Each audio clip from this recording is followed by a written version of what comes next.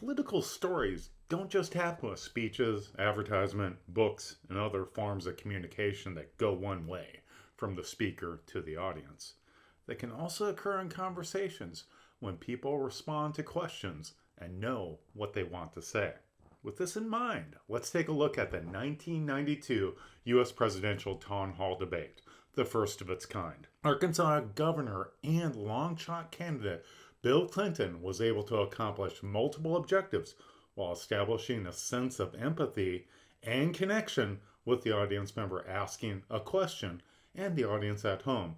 And this is one of the ways in which he was able to establish himself as the leader that Americans wanted over that of sitting President George H.W. Bush and Ross Perot. Tell me how it's affected you again. You know people who've lost their jobs and lost their homes? Well, I've been governor of a small state for 12 years. I'll tell you how it's affected me. Every year, Congress and the President sign laws that make us do more things and gives us less money to do it with. I see people in my state, middle-class people, their taxes have gone up in Washington and their services have gone down, while the wealthy have gotten tax cuts. I have seen what's happened in this last 4 years when, in my state, when people lose their jobs, there's a good chance I'll know them by their names. When a factory closes, I know the people who ran it. When the businesses go bankrupt, I know them. And I've been out here for 13 months, meeting in meetings just like this ever since October, with people like you all over America. People that have lost their jobs, lost their livelihood, lost their health insurance. What I want you to understand is the national debt is not the only cause of that.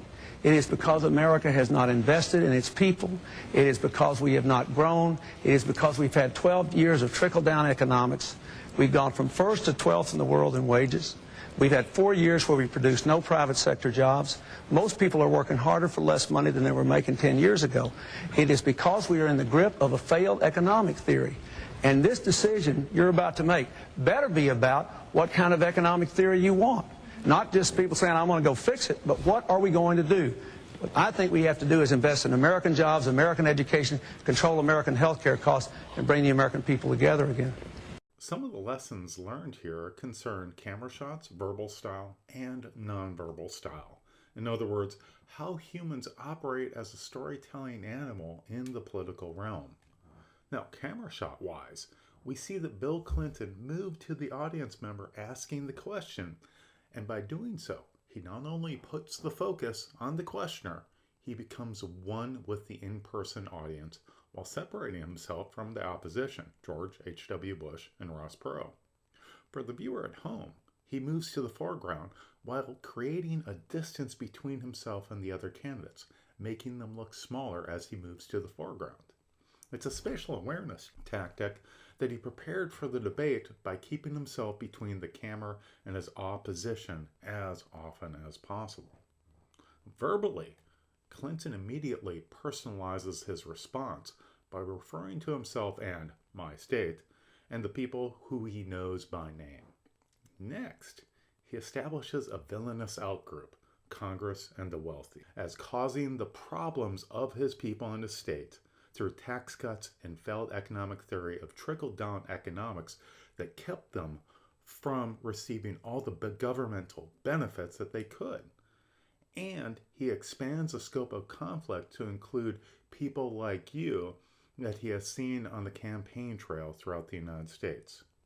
He finishes by bringing the choice back to the individual level while offering a solution that focuses on the in-group while emphasizing America multiple times. Non-verbally, Clinton uses his hands as illustrators, mainly by bringing them to his chest to emphasize that he is speaking from his heart, such as the case when he says, my state.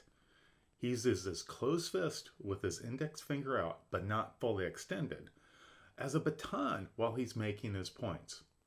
All of his body movements are smooth and fluid, suggesting a level of confidence, but they lack an aggression that would show up in more jerky movements.